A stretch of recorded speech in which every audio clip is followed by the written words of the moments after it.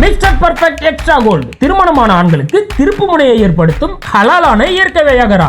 60,000க்கும் மேற்பட்ட திருப்திகரமான வாடிக்கையாளர்கள், 500க்கும் மேற்பட்ட வாடிக்கையாளர்களுக்கு குழந்தை வரமும் கிடைத்துள்ளது. வயதான பலகினமா, சுகர் பலகினமா, இனி கவலை வேண்டாம். உங்கள் இல்லறம் நல்லறமாக அமைய உடனே ஆர்டர் செய்யுங்கள். மேலும் விவரங்களுக்கு கீழுள்ள எண்ணை அணுகுங்கள். நடிகர் விஜயோடைய கூட்டத்திற்கு திடீர் தடை. எங்க தளபதியே பாவம், இப்பதான் 2 மாசமா வீட்டுக்குள்ள ஒளிஞ்சிருந்து இப்பதான் வெளியில வரலான்னு பாக்குறாரு. அதுக்குள்ள இந்த திமுக இப்படியாப்பட்ட தடைகள் போடுதே அப்படின்னு சொல்லி ரசிகர்கள் ஒரு பக்கம் கையாமையான்னு ஒரு பக்கம் கத்திட்டு கிடக்குறாங்க. இதெல்லாம் கேள்விப்பட்ட நம்ம ஆதவ அர்ஜுனா பயங்கரமான எதிர்த்து வந்து பாஜகவை கண்டிச்சு பேசிட்டாரு அப்படிங்கிறாங்க. ஏப்பா, இது உனக்கே நியாயமா இருக்குதா? விஜய் பாஜகவை எதிர்த்து பேசினாரு அப்படின்னாலே இங்க யாருமே நம்ப மாட்டாங்க. ஆதவ அர்ஜுனாலாம் பாஜகவை எதிர்த்து பேசினாருன்னா யாராவது நம்புவாங்களா? சும்மா காமெடி பண்ணிக்கிட்டு இதெல்லாம் நடக்கக்கூடிய நேரத்துல ஒரு டிவி விவாதத்துல எப்பவுமே காரசாரமான பேச்சுகள் நடந்துட்டு இருக்கும். ஆனா இந்த தடவை சும்மா கண்ணா முன்னான்னு அடிக்க ஆரம்பிச்சிட்டாங்க. நல்லா பகால்னு போட்டு சண்டை போட ஆரம்பிச்சிட்டாங்க. அங்க அடி வாங்கிய திமுக அப்படின்னு சொல்லி இது ஒரு செய்தியை விஜய் ரசிகர்கள் பெரிய அளவுல பரப்பிட்டு இருக்காங்க. இதை பத்தி முழுமையான விவரங்களை தான் இன்னைக்கு வீடியோல பார்க்க போறோம். அதுக்கு முன்னாடி யாரெல்லாம் பேட்டை டிவியை சப்ஸ்கிரைப் பண்ணாம பாக்குறீங்களோ அவங்க மறக்காம சப்ஸ்கிரைப் பண்ணிட்டு இந்த வீடியோக்களை உங்க நண்பர்களுக்கு அதிகமா ஷேர் செய்யுங்க. இப்போ நேற்று மாலையில இருந்து ஒரு முக்கியமான ஒரு செய்தி என்னன்னா, நடிகர் விஜய் இந்த 2 மாசத்துக்கு பிறகு அவருடைய பிரச்சார பயணத்தை ஆரம்பிக்க போறாரு.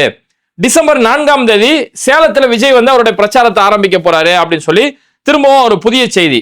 ஆனா இந்த அனுமதி கேட்டு சேலம் கமிஷனர் கிட்ட அதுக்கான அனுமதியை கேட்கும் போது அங்க அனுமதி மறுக்கப்படுது அப்படிங்கிற ஒரு செய்தி வந்திருக்குது. சேலம் கமிஷனர் இதுக்கு அனுமதி தரமாட்டாங்க அப்படின்னு உடனடியா அவருடைய அணில் குஞ்சுகள் உடனே கீ கீ கீ அப்படின்னு சொல்லி ஒரு பக்கம் கத்த ஆரம்பிச்சாங்க. திமுக பயப்பட ஆரம்பிச்சிட்டீங்களா? எங்க அண்ணனே பாவம் 2 மாசம் கழிச்சு இப்பதான் வீட்டை விட்டு வெளில வராரு, அவரே பக்குவமா பனையூரை விட்டு இப்பதான் வெளில வராரு, அதுக்குள்ள அவருக்கு தடை போடுறீங்களா அப்படி இப்படின்னு சொல்லி பயங்கரமா இங்க ஒரே கதற ஆரம்பிச்சிட்டாங்க. அதுக்கடுத்து உண்மை என்ன, களத்துல நடந்தது என்ன அப்படின்னு சொல்லி போய் கேட்டோம்னா, சேலம் கமிஷனர் கிட்ட போய் மனு கொடுக்குறாங்க. இந்த மாதிரி டிசம்பர் 4ஆம் தேதி விஜய் வந்து பிரச்சாரத்தை ஆரம்பிக்க போறாரு வியாழக்கிழமை அப்படின்னாங்க. அங்கேயே நமக்கு பெரிய ஒரு ஆச்சரியம். என்னடா இது, எப்பவுமே சனிக்கிழமை மட்டும்தானே வீட்டை விட்டு வெளியில வருவாரு, இந்த வாட்டி என் பிளானை மாத்திட்டாரு, வியாழக்கிழமை மாத்திட்டாரு, ஒருவேளை ஜோசியக்கார வேற ஏதாவது மாத்தி சொல்லியிருப்பானா அப்படின்ற ஒரு சந்தேகம் வந்துச்சு. சரி, ஏதோ ஒண்ணு, வியாழக்கிழமைங்கிறது சனிக்கிழமைங்கிறது வியாழக்கிழமையா மாறி போச்சு, எப்படியோ வாரத்துக்கு ஒரு வீட்டை விட்டு வெளில வரன்றது உறுதி. ஓகேவா? இப்போ சேலத்துல அவங்க கேட்டிருக்கக்கூடிய இடம், சேலத்துல இருக்கக்கூடிய கோட்டை மைதானம் அல்லது சேலத்துல இருக்கக்கூடிய போஸ் மைதானம் அல்லது கெஜல் நாயக்கன் பட்டி, இந்த 3 ஏரியாவில் ஏதாவது ஒரு ஏரியாவை எங்களுக்கு ஒதுக்கி கொடுங்க அப்படின்னு சொல்லி காவல்துறையிட்ட அனுமதி கேட்கறாங்க. காவல்துறை இந்த அனுமதியை மறுத்துறாங்க. அதுக்கு காவல்துறை சொல்லக்கூடிய காரணம் என்ன அப்படின்னா, டிசம்பர் 3ஆம் தேதி டிசம்பர் 4ஆம் தேதி இது வந்து கார்த்திகை தீபம் நடக்கக்கூடிய ஒரு நாள். இந்துக்கள் அந்த தீபம் ஏற்றி வழிபடுவாங்க. திருவண்ணாமலையில தீபத்துக்காக பல லட்சக்கணக்கான மக்கள் ஒன்று கூடுவாங்க. அப்ப தீபம் நடக்கக்கூடிய நேரத்துல காவல்துறை பெரிய அளவுல பாதுகாப்பு கொடுக்க வேண்டிய ஒரு பொறுப்பு இருக்கு. அப்ப டிசம்பர் 4ஆம் தேதி இவங்க அனுமதி கேட்கறாங்க. அதுக்கு முன்னாடி அந்த நாள் அல்லது அதுக்கு முன்னாடி நாள் கார்த்திகை தீபம் இருக்கு. அதுக்கு அடுத்த நாள் டிசம்பர் 6ஆம் தேதி பாபர் மசூதி இடிப்புடைய நாள். பொதுவாகவே பாபர் மசூதி இடிப்புடைய நாள்ல எல்லா வழிபாட்டு தலங்களுக்குமே காவல்துறைக்கு பாதுகாப்பு இருப்பாங்க. ஒரு மசூதியா இருந்தாலும், கோவிலா இருந்தாலும், ஒரு சர்ச்சா இருந்தாலும், மக்கள் கூடக்கூடிய இடங்கள், ரயில் நிலையங்கள், விமான நிலையங்கள், எல்லா இடங்களுமே போலீஸ் பாதுகாப்பு இருப்பாங்க. இது வழக்கமா அன்னைக்கு பாபர் மசூதி இடிச்ச காலத்துல இருந்து தொடர்ச்சியா நடக்கக்கூடிய ஒரு விஷயம். அப்ப போலீஸ் இந்த குறிப்பிட்ட அந்த 3-4 நாட்களுக்குள்ள போலீஸ் பெரிய அளவுல பாதுகாப்பு பணியில ஈடுபடும் போது, இந்த நாள்ல நீங்க கரெக்டா டிசம்பர் 4ல நீங்க உங்களுடைய ஊர்வலம் நடத்தணும், உங்களுடைய பிரச்சாரம் நடத்தணும் அப்படின்னு அனுமதி கேட்டீங்கன்னா போலீஸ் எப்படி பாதுகாப்பு கொடுக்க முடியும்? அப்போ போலீஸ் சரியான முறையில பாதுகாப்பு தேவையான அளவுக்கு அங்க இடத்துல போலீஸ் இல்ல அப்படின்னா ஏற்கனவே உங்க அணில் குஞ்சுகளை கண்ட்ரோல் பண்ண முடியாது. கீ நீங்க எங்கேயாவது மரத்திலேயே இருக்க போஸ்ட் கம்பத்திலே கரண்ட் கம்பியில ஏறிட்டு இருக்கக்கூடிய குரூப் நீங்க. அப்போ பாதுகாப்பு குறைபாடு ஏற்பட்டுச்சுன்னா, என்னமாச்சும் ஏற்பாடு பண்ணுச்சுன்னா நல்ல முறையில பாதுகாப்பு கொடுத்து மக்களுடைய உயிரை காப்பாற்றும் போது போலீஸ் உளுந்து வேலை செஞ்சு போலீஸ் ஒழுங்கா நடந்துக்கல, போலீஸோட தவற விட்டுட்டாங்க அப்படின்னு சொல்லி போலீஸ் மேல பழிய தூக்கி போட்டீங்க. இங்க தேவையான அளவுக்கு போலீஸே இல்லை அப்படின்னா அப்ப இங்க இன்னும் பெரிய அசம்பாவிதம் நடக்கும், இன்னும் பெரிய அளவுல பழி சுமத்துவீங்க அப்படிங்கிறதுக்காக போலீஸ் தரப்புல என்ன சொல்லிட்டாங்க, இது போலீஸ் பாதுகாப்பு, மக்களை பாதுகாக்கக்கூடிய காலம், அதனால இந்த காலத்துல உங்களுக்கு அனுமதி கொடுக்க முடியாது அப்படின்ட்டாங்க. அது மட்டும் இல்லாம கமிஷனர் ஒரு மனு கொடுத்தாங்க இல்லையா, அந்த மனுலையுமே நாங்க இந்த 4ஆம் தேதி நாங்க இந்த இடத்துல ஊர்வலம் நடத்த போறோம், அது இந்த ஸ்பாட்ல நடத்த போறோம், அங்க இத்தனை ஆயிரம் மக்கள் வருவார்கள் அப்படிங்கிறது எதுவுமே அந்த மனுல குறிப்பிடப்படல. இந்த இடத்துல இத்தனை ஆயிரம் மக்கள் கூடுவாங்க அப்படின்ற விவரம் மட்டும் இல்ல, வெளி மாவட்டங்கள்ல இருந்து வருவாங்க. ஏன்னா போன தடவை கரூருக்கு விஜய் வரும்போது வெளி மாவட்டத்துல தான் மக்கள் வந்தாங்க. அப்போ வெளி மாவட்டத்துல எத்தனை பேர் வருவாங்க, உங்களுடைய கட்சி சார்பில் இருந்து எத்தனை பேர் வருவாங்க, பொதுமக்களாக எத்தனை பேர் கூடுவாங்க, என்னெல்லாம் நீங்க பிளான் பண்ணிருக்கீங்கன்னு சொல்லி மக்கள் தொகைக்கான எந்த ஒரு திட்டமிடலுமே அதுல குறிப்பிடப்படல. அது இல்லாம போலீஸ் அங்க பிஸியா இருக்கக்கூடிய ஒரு காலகட்டம்ங்கிறதால ஒரு முறையான ஒரு அனுமதி கூட எங்களுக்கு கேட்க தரல அப்படின்னு சொல்லி போலீஸ் இந்த நாள்ல அனுமதி கொடுக்க முடியாது, வேற ஏதாவது ஒரு நாள் முடிவு பண்ணிட்டு இதுல இத்தனை பேர் வருவாங்க அப்படின்றத முடிவு பண்ணிட்டு அனுமதி கேளுங்க, அதுக்கான அனுமதி நாங்க தாராளமா தரோம் அப்படின்னு சொல்லி போலீஸ் விஜயோட கூட்டத்துக்கு ஒட்டுமொத்தமா அனுமதி மறுத்து இருக்கிறாங்க. இப்போ இதை பார்க்கக்கூடிய அணில் குஞ்சுகள் அவங்க உடனே என்ன பண்றாங்க, பயங்கரமா கத்துறாங்க. இல்ல எனக்கு புரியல, ஒருத்தர் பதிவு எழுதுறாரு, இல்ல எனக்கு புரியல, கார்த்திகை தீபத்துக்கும் பாபர் மசூதிக்கும் என்ன சம்பந்தம் இருக்குது, இல்ல எங்களுக்கு புரியல அப்படின்னா. உனக்கு புரியாது, ஏன்னா நீ தற்குறிக்கு ஒரு அளவும் புரியாது. இதெல்லாம் புரிஞ்சாதான் நீயே அரசியலுக்கு வர போற.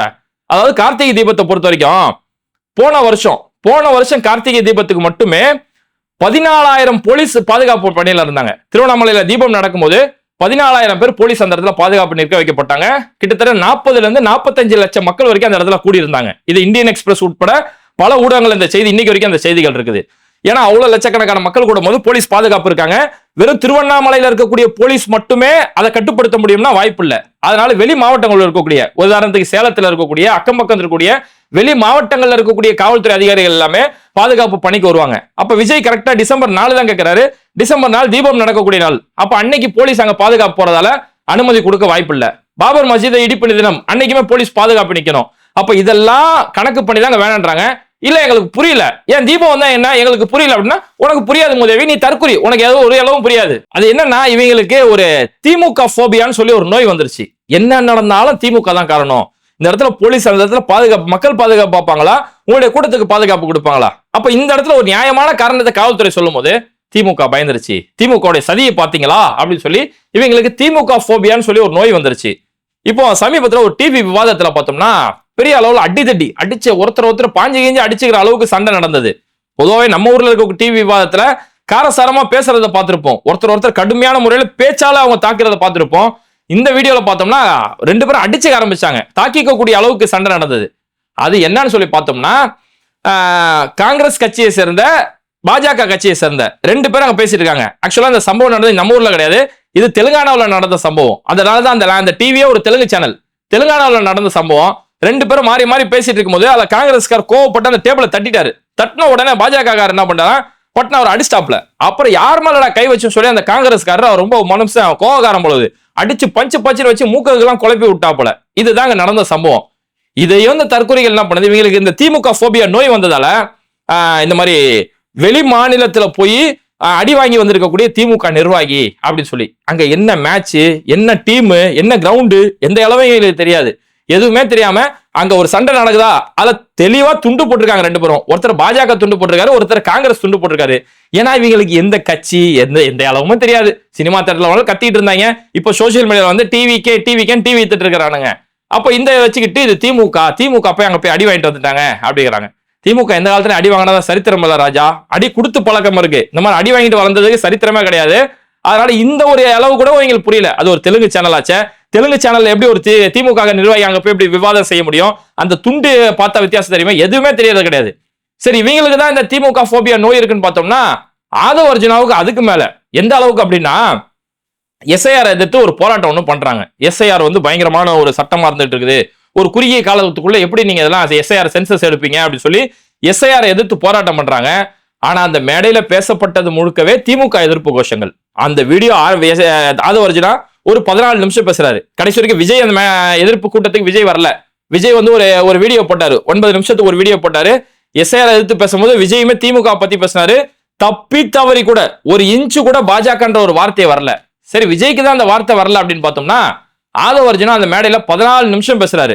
பேச ஆரம்பிச்சல இருந்தே திமுக ஃபார்ம் தர மாட்டேங்குது, திமுக பிஎல்ஓ அதிகாரிகளை தவறா வழி நடத்துறாங்க, திமுக எங்களுக்கு மேடையை கொடுக்க மாட்டாங்க, எங்க தோழர்களை சுத்த விடுறாங்க, திமுக அந்த எஸ்ஐஆர் ஃபார்ம் ஃபில் பண்ண கொடுக்குது, இப்படி அப்படின்னு சொல்லி ஃபுல் அண்ட் ஃபுல் திமுகன்னு சொல்லி பேசிட்டு இருக்காரு. அதுல ஒரே ஒரு இடத்துல மட்டும் ஒன்றிய அரசு அப்படின்ற வார்த்தை வருது. இந்த ஒன்றிய அரசு எதிர்த்து நாங்க போராட்டம் பண்றோம். இந்த வேர்டெல்லாம் கொஞ்சம் நல்லா யூஸ் பண்ணி பாருங்களேன். பாஜகவை பத்தி பேசும்போது ஒன்றிய அரசை எதிர்த்து நாங்க போராட்டம் பண்றோம் அப்படின்ற ஒரு வார்த்தை.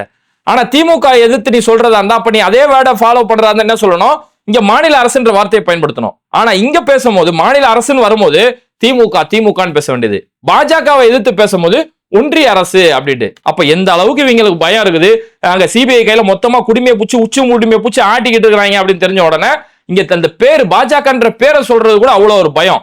எஸ்ஐஆர் எதிர்த்து அங்க ஆதவர்ஜுனா பேசுறாரு. இந்த மாதிரி எஸ்ஐஆர் பணி இருக்கிறது, இது வந்து சாதாரண ஒரு விஷயம் இல்ல, ஆல்ரெடி எஸ்எஸ்ஆர் எடுத்தாச்சு, இப்போ எஸ்ஐஆர் எதுக்கு எடுக்கணும், அது ஒரு குறுகிய காலத்துக்குள்ள இதை யாராவது எழுதி கொடுக்க முடியல அப்படின்னா அவங்களுடைய வாக்குரிமை பறிக்கப்பட்டுரும், வாக்குரிமை மட்டுமல்ல குடியுரிமை பறிக்கப்படுறதுக்கான ஒரு பெரிய ஆபத்துல அது இருக்குது, அதனால எதுக்கு இந்த எஸ்ஐஆர் அப்படின்னு சொல்லி பேசும்போது, சரிப்பா இது குடியுரிமை பறிக்கக்கூடிய அளவுக்கு ஆபத்து இருக்குல்ல, இந்த எஸ்ஐஆர் கொண்டு வந்தது யாரு, இந்த தேர்தல் ஆணையத்தை இயக்குறது யாரு, தேர்தல் ஆணையத்துக்கு பின்புலம் இருக்கிறது யாரு, இந்த எஸ்ஐஆர் ஒரு சட்டம் வர்றதுக்கு மூல காரணம் யாரு அப்படின்னு சொல்லி அந்த பாஜகவை பத்தி தப்பி தவறி கூட ஒரு வார்த்தை வரல. ஆனா ஆதவர்ஜுனாவுடைய அந்த பேச்சு முழுக்கவே திமுக இவங்களுக்கு திமுக போபியா, வீட்டுல கக்கூசுல தண்ணி வரலையா திமுக காரணம், இவங்க நைட்டு படுக்கும்போது நிம்மதியா தூக்கம் வரலையா திமுக காரணம் சொல்லி எல்லாத்துக்கும் திமுகன்றதால அந்த கூட்டத்துக்கு வந்திருப்பாங்களா ரசிகர்கள், அந்த பையன் வந்து ஊ தளபதி அப்படின்னு கத்திருப்பாங்கல்ல, அவனுங்க என்ன பண்றானுங்கன்னா ஓ எஸ்ஐஆர் கொண்டு வந்த திமுக தான் காரணமா, ஆஹா ஆளாளுக்கு ஃபார்ம் எடுத்துட்டு மக்கள் கஷ்டப்படுறாங்கப்பா, அந்த 2005 2002 இந்த டேட்டாவெல்லாம் எழுதி இப்ப கஷ்டப்படுறாங்க, இதுக்கெல்லாம் திமுக தான் காரணமா, திமுக அப்படின்னு சொல்லி இவங்க எல்லாம் இது என்னவோ எஸ்ஐஆர் ஒரு சட்டத்தை கொண்டு வந்ததே திமுக அப்படிங்கிற மாதிரி இப்படி பேசிட்டு அலைஞ்சிட்டு இருக்கிறாங்க.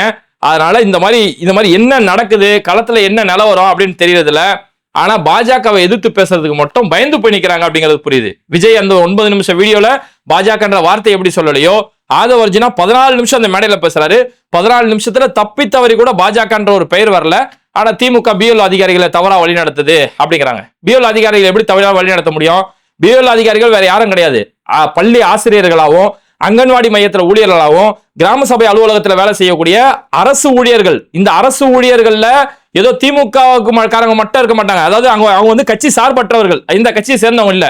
சரி திமுகவே அவங்களை கண்ட்ரோல் பண்ண வச்சுக்க, உன் வாதத்துக்கே வச்சுக்கிறோம், திமுக அவங்களை கண்ட்ரோல் பண்ணா அரசு ஊழியர்கள் வெறும் திமுக ஓட்டு போடுறவங்க மட்டும் தான் இருப்பாங்களா, அதுல அதிமுக சேர்ந்தவர்களோ பாஜகவுக்கு ஓட்டு போடுறவங்களோ ஏன் உங்களை மாதிரி அணில் குஞ்சுகளோ விஜய்க்கு ஓட்டு போடக்கூடிய யாரும் இருக்க மாட்டாங்களா, ஒருவேளை அவங்களை அப்படி கண்ட்ரோல் பண்ணி இந்த ஃபார்ம் எல்லாம் இன்னாருக்கு தான் நீ கொடுக்கணும், இந்த ஃபார்ம் இன்னாருக்கு நீ கொடுக்க கூடாது அப்படின்னு கண்ட்ரோல் பண்ணா உங்கள்ட்ட யாராவது சொல்ல மாட்டாங்க, தப்பா வழி நடத்தினா அதிமுக யாராவது ஒருத்தர் அதிமுக ஓட்டு போறாரோ அல்லது அதிமுகவுடைய ஒரு நிர்வாகியோட சொந்தக்காரரோ யாரோ ஒரு டீச்சர் இருப்பார்ல, அவர் போய் அவங்க உரிய கட்சிக்காரங்கள்ட்ட போய் சொல்லுவாங்களே இந்த மாதிரி ஃபார்மை கொடுக்க விட மாட்டாங்க, ஃபார்ம் எல்லாம் இந்த இடத்துல ஒழிச்சு வைக்கிறாங்க, யாராவது ஒண்ணு சொல்லுவாங்க இல்லையா. அப்போ இவங்க கடைசி வரைக்கும் சொல்லக்கூடிய குற்றச்சாட்டுக்கு கரூர்ல அந்த கூட்ட நெரிசல் எப்படி எல்லாம் வதந்தியை பரப்பிட்டு இருந்தாங்களோ அந்த மாதிரிதான் இந்த விஷயத்துல இப்படி வதந்தியை பரப்பிட்டு இருக்காங்க. போலீஸ் எங்களுக்கு உரிய பாதுகாப்பு இல்ல, நாங்க போய் கரூர்ல போய் மக்களை சந்திக்க போனோம், ஆனா டிஜிபி எங்களுக்கு அனுமதி மறுத்துட்டாரு அப்படின்னு சொல்லி எல்லா வெறும் வாயளவுல எப்படி போய் சொல்றான். ஏன்னா வாயளவுல என்ன போய் சொல்றாங்க, எதிர கேட்கறது ஒரு தற்கொலை கூட்டம் இருக்குதுங்கிறதால பல வகையான பொய் சொல்லிட்டு அலைஞ்சிட்டு இருந்தாங்க. அந்த மாதிரி தான் இப்ப பிஎல் ஆபீசர்ஸ் திமுக வந்து கண்ட்ரோல் பண்ணுது அப்படிங்கிறாங்க. இவங்க ஜென்சி கிட்ஸுக்கு எனுமரேஷன் ஃபார்ம் கொடுக்க மாட்டாங்கன்றாங்க. ஜென்சி கிட்ஸுக்கு எப்படி எனுமரேஷன் ஃபார்ம் வரும், எனுமரேஷன் ஃபார்ம்ங்கிறது சென்ற தேர்தலில் யார் வாக்களிச்சாங்களோ அவங்களுக்கு தான் எனுமரேஷன் ஃபார்ம் வரும். ஜென்சி கிட்ஸ்ங்கிறவங்க இப்பதான் முதல் தலைமுறை வாக்காளர்கள். இந்த முதல் தலைமுறை வாக்காளர்கள் இவங்க இனிமே ஃபார்ம் 6 அப்ளை பண்ணி இனிதான் அவங்க புதுசாக ஓட்டு போட முடியும். அப்ப இந்த அடிப்படை அறிவு அடிப்படை நாகரிகம் எதுவுமே தெரியல.